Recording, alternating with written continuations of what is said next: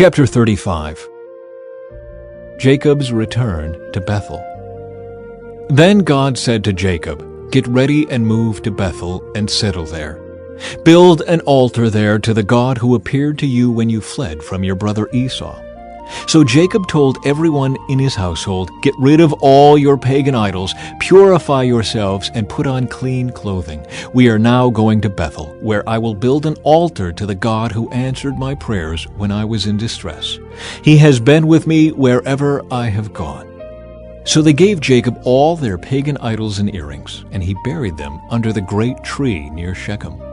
As they set out, a terror from God spread over the people in all the towns of that area, so no one attacked Jacob's family. Eventually, Jacob and his household arrived at Luz, also called Bethel, in Canaan. Jacob built an altar there and named the place El Bethel, which means God of Bethel, because God had appeared to him there when he was fleeing from his brother Esau. Soon after this, Rebekah's old nurse Deborah died. She was buried beneath the oak tree in the valley below Bethel. Ever since, the tree has been called Elon Bakuth, which means Oak of Weeping.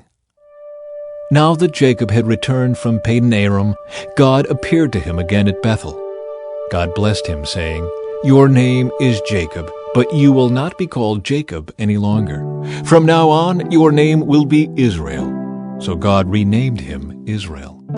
Then God said, "I am El Shaddai, God Almighty.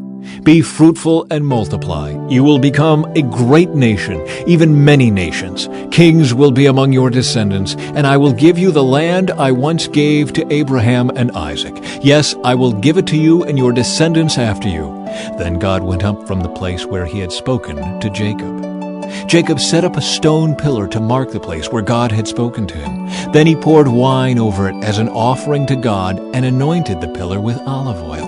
And Jacob named the place Bethel, which means house of God, because God had spoken to him there. The deaths of Rachel and Isaac. Leaving Bethel, Jacob and his clan moved on toward Ephrath. But Rachel went into labor while they were still some distance away. Her labor pains were intense. After a very hard delivery, the midwife finally exclaimed, "Don't be afraid, you have another son."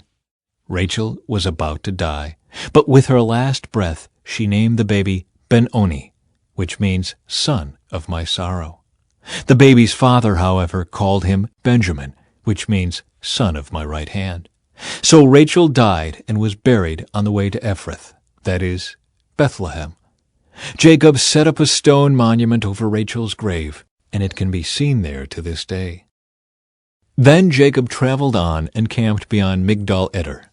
While he was living there, Reuben had intercourse with Bilhah, his father's concubine, and Jacob soon heard about it.